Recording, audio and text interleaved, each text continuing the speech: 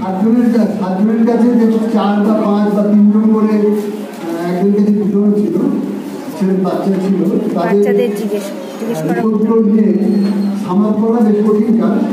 এবং তার থেকে একটা কোনো পার্টিকুলার ট্রেন বেরিয়ে এসছে এমনও বলা কঠিন।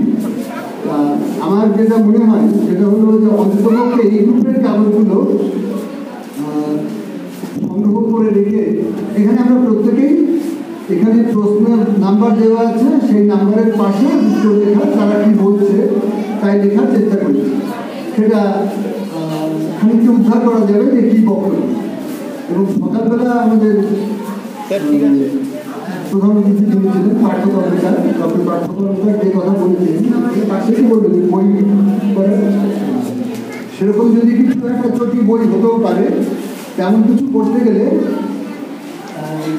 সেখানে মোটামুটি একটা তারা যে রুটিন বাচ্চাদের হয়, যে দাঁতমাজি মুখ ধুই, কেউ বলেছে চা খাই, কেউ বলেছে অন্য কিছু খাই, তারপরে তারা পড়তে বসে, এরকম একটা একজন দুজন টিউশনে যায়, একজন বোধহয় বলেছে সে টিউশনে যায়, কোনো দিন কয়েকদিন টিউশনে যায় এরকম বলেছে। এবং অন্যদের যে সমস্ত রিপোর্ট আমি দেখলাম তাদের কাছেও আছে, এই সমস্ত কাজই করে।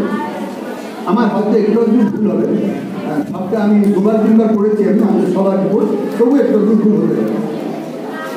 ছুটির দিনে তাদের খেলতে ইচ্ছে করে, মূলত তারা খেলে, খেলতে ইচ্ছে করে।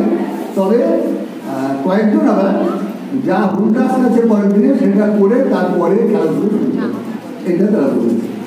আর কয়েকজন আবার তা নয়, তারা পুরোটাই আরো বেশি করে খেলতে পারবে। উত্তর আমাদের কাছে এসেছে, শিশুরা চায় যারা শিক্ষক অথবা শিক্ষিকা তারা হাসি মুখে ক্লাসে প্রবেশ করবে এবং শিশুদের সঙ্গে শুভেচ্ছা বিনিময় করবে। তার সঙ্গে